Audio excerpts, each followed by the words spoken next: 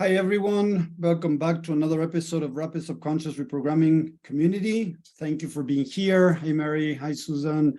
Hi, Suzanne. Very nice of having you over here. So today I want to talk about control and how to start letting go control. Because I've been speaking about this lately with several people I'm working with one-on-one, and I see that unfortunately a lot of people are struggling with this. And they're trying, in a way, to force themselves to let go of control instead of trying to understand it. So look at this, what I just said, and think for a second about this. So you're trying to let go control by controlling. Does this make any sense? Listen to this again. Try to let go control by controlling. Do you really think that this is going to work? To try to let go control by controlling? Aren't you throwing more gas into a fire that you're saying that you want to put out, but you're actually making it go more and more? Think about what I'm saying. What do you think, guys, about what I just said? Does it make sense to try to let go control, try to stop controlling by controlling, to not control? Let's finish that. Sounds so silly. But this is what most people are teaching, and this is what most people are following. Because again, as most people don't understand how the mind works, they fall into this crap that we're sold as, you know, what we need to do. And unfortunately, it's not working for most people. We need to stop trying to control the control that we have, because that is not going to truly be able to let go by controlling. Doesn't make sense, but they don't know how to do better. Exactly, Mary. Thank you very much for saying that. It doesn't make sense, but a lot of people are trying because they don't know another way, and they don't understand that there is another way.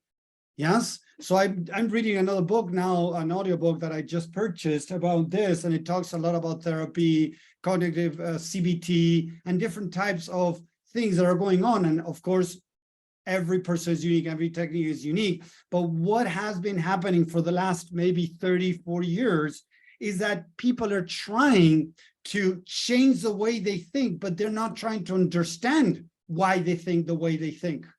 So if you don't really understand what's going on, it's going to be very difficult to make changes. And the analogy that I normally give is, how are you supposed to fix a car if you don't really know how the car works or what is really going on with the car? Would you be able to fix a car if you don't really know how to fix it? If you don't really know how it works? Yes or no?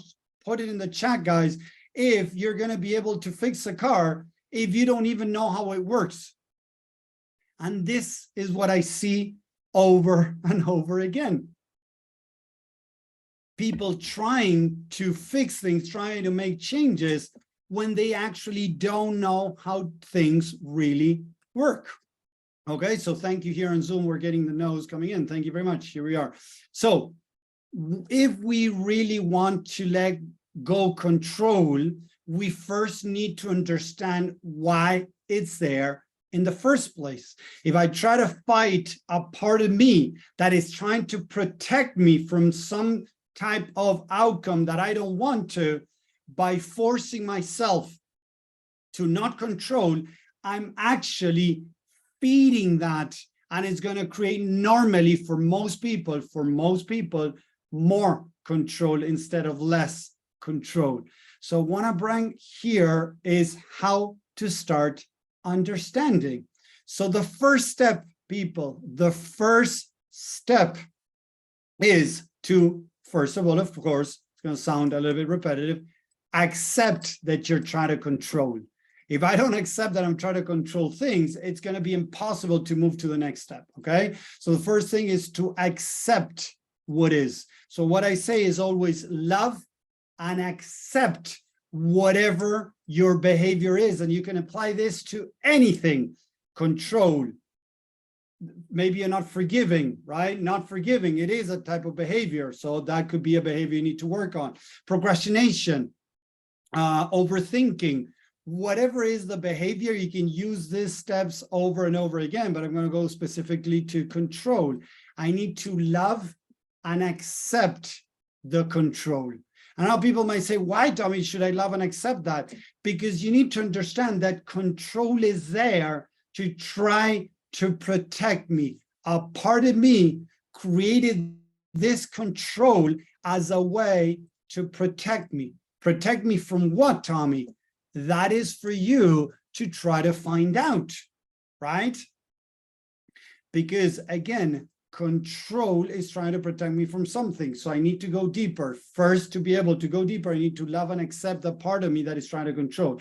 Controlling what? Okay, we need to go deeper. Okay, so imagine that I'm trying to control my kids, that I want them to behave in public. Okay, so I'm going to give you that example. What I'm trying to control my kids so they behave in public.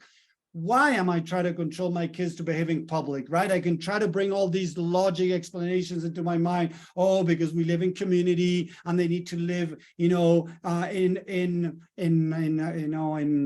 unison with the community, with the people there, things like that. I can bring all this shit up, trying to cover up what is actually going on, right? But past that crap that is excuses, the idea is, okay, I'm just bringing excuses. I'm not finding the truth. So I go into negative mode now. What do I do now? I ask myself, okay, how do I feel if my kids don't behave? Oh, I feel like crap. Why do you feel like crap? Oh, I feel angry and I feel, that they're disrespecting others and others might think, bad about me. Okay, there we go. Now we're facing more of the truth. So I feel angry. I feel disappointment, and I can check out this. And then, as I said, I don't like others looking down on me because they're going to think that I'm a bad dad.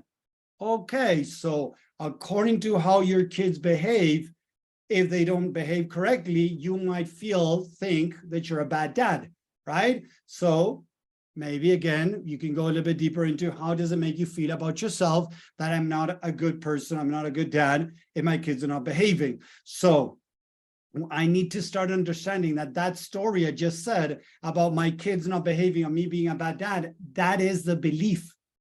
I think I'm a bad dad if my kids don't behave.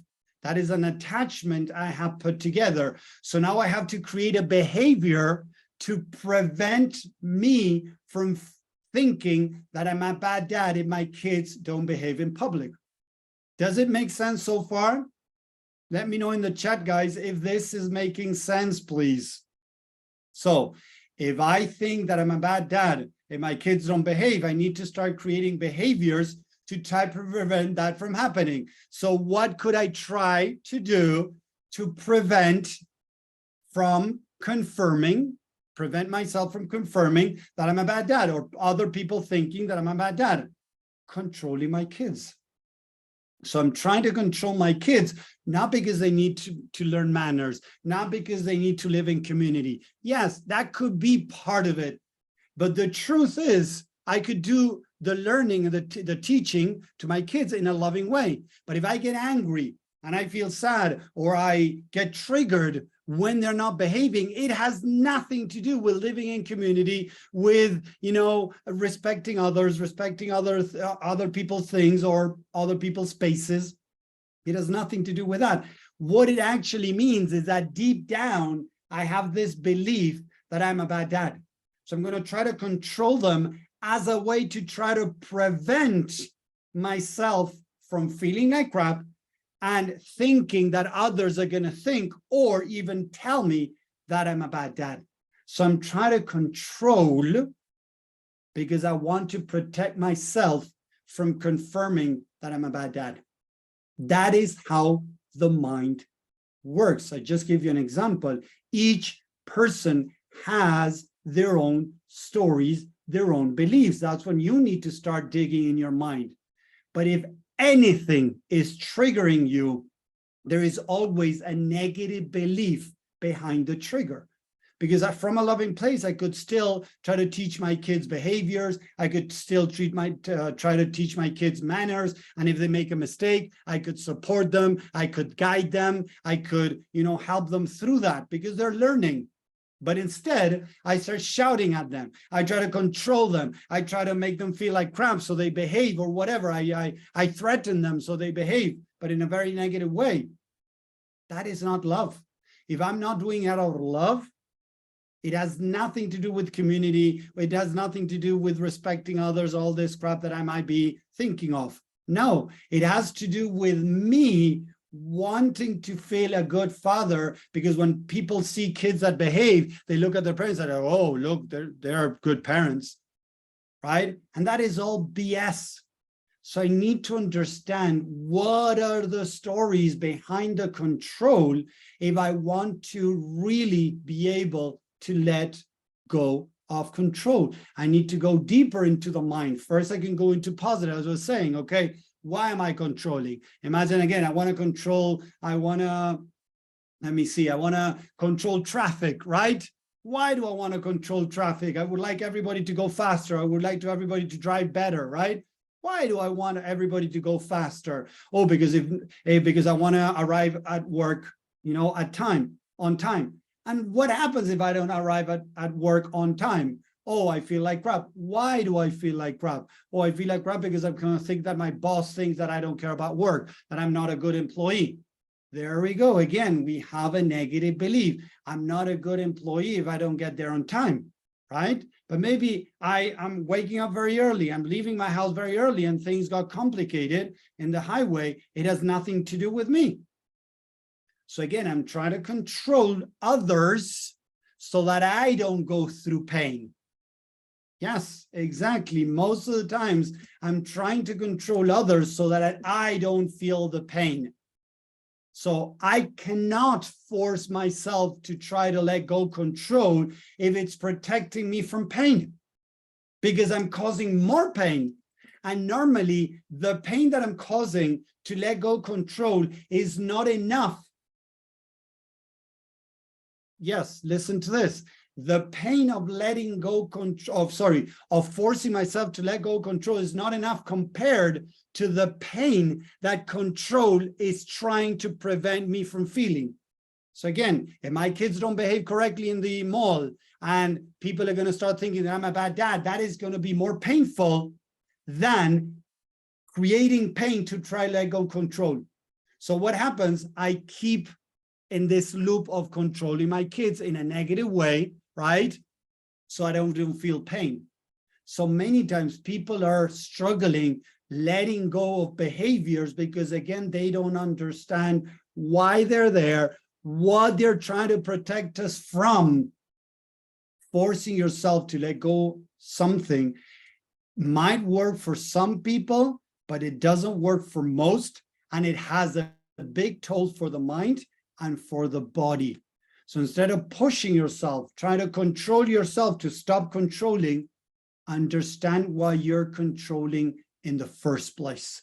Because if you're truly able to understand the negative stories in the subconscious mind that are attached to the control to try to protect you from a negative, again, outcome, if you're able to truly understand those stories and be able to start from there in a loving way to bring the information in so that the mind decides, that part of you decides to let go control. When I truly start giving myself love and acceptance, no matter how my kids behave, no matter what others think, in this case that I just gave you an example, right? How my kids behave in a mall makes me feel like a good, or think that I'm a good or bad dad.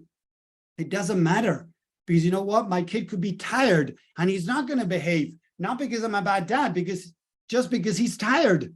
So my value is not given by how my kids behave. When I'm able to truly, from that loving perspective, feed that inside of me, really realize that my value has nothing to do with my kids, how my kids behave. My value has nothing to do if I get on time or not to work. My value has nothing to do with this lecture that I'm giving. If nobody gets it, if nobody likes it, it doesn't really mean that I'm not good at this. Maybe the audience is not the adequate one on this talk that I'm giving. There might be something on my side, don't get me wrong. I might need to evaluate something on my side, but that doesn't talk about my value. So it's important to recognize these things, because it's the truly only way correct, let's change that word, sorry, truly most efficient and most healthy way to let go of control. When I'm able to understand why it's there, what it is protecting me from, and then bringing the right information to the subconscious mind, so that part of me realizes that control is not really helping me, that's when the mind is going to choose to let go control. So the letting go of control is the byproduct, is the result of understanding the mind. Fixing the car is the result of the mechanic understanding what's going on with that car. The car stopping, when it stops making a specific noise, when the mechanic is able to fix what created that noise in the first place. And that's what we're looking for through rapid subconscious reprogramming. Through the work that I do, through the insight and the techniques that I offer, is exactly that. Be able to understand, yes, the science behind the mind and behavior. Because once you understand why the mind is doing what it's doing, what it is protecting me from there it is easier, I'm not saying it's easy, easier to start making changes. Fixing a car could be something very complex depending on what's the problem in the car, but it's still doable. With the mind is the same. Understanding doesn't mean it's going to make it easy to fix it, but it's going to make it easier. Let me know with a 10 in the chat, guys, if this is making sense, if this is helping you understand a bit better. And this can be applied to anything, again, anything, procrastination, overthinking, self-doubt, anxiety, stress, control, whatever it is that you're struggling with, it has to do with something in the mind that is trying to protect you. But if we don't understand how the mind works, it's going to make it very difficult to start making changes. So I hope you enjoyed this, a small, fast training around letting go of control from a much more wiser place, from a much more loving place. Because seriously, I tell this, and you're going to hear me saying this over and over again. It really shocks me when I see all these gurus teaching you how to kick yourself in the butt, how to force yourself to change a behavior or change something, when actually, when you're talking with somebody else and you want to help that person change, you shouldn't do it from a place of kicking, pushing, repressing, ignoring, forcing. If my partner is not behaving in the way, I would like to, and I start yelling at my partner, I'm pretty sure that there's less chances that she's going to be open and that she's going to be able to listen to what I have to say. Isn't that right? Yes or no in the chat? If you're having a hard time and somebody starts yelling at you, do you think that that's going to help you change? If somebody is forcing you to change something that you're doing, it's not going to help you. So the important thing is, again, love and acceptance. Love is very powerful. It can help make changes. It's through love that the mind decides to change. So I hope that makes sense. Thank you there, Tinedi, for your comment there. Victor, thank you for watching. Gaston, thank you for watching again. If you're watching live on social media, #live. If you're watching replay, #replay. I did this on my profile. You want to share with more people. I think this is something that we need in society, loving ourselves through our behaviors. Whenever we hate our behaviors, whenever we force ourselves to let go of control, we're controlling the controller. That is going to fall into a loop where the controller is going to get more powerful and is going to push harder to control. And so instead of letting go of control, you're going to hold on harder to control. So although you're trying to let go of control, you're holding it harder. So we need to truly understand how the mind works to be able to start making changes. So thank you very much. If you want to know more, let me know. I have more free resources. I launched my book too at a very cheap price. If you want to get my book, I offer lots of insight, lots of tools to help you. I have free trainings. I have some paid trainings. I have my book. I have a bunch of things that can help you with the things if you want to do it by yourself. Just reach out, let me know, and I can give you more stuff to help you through the challenges, through changing behaviors, through understanding the mind. So thank you very much. Here, Tommy Walker, the Mind Engineer. I'm going to finish the live feed. I appreciate you guys. I hope you have a great rest of the week. Take care. Bye.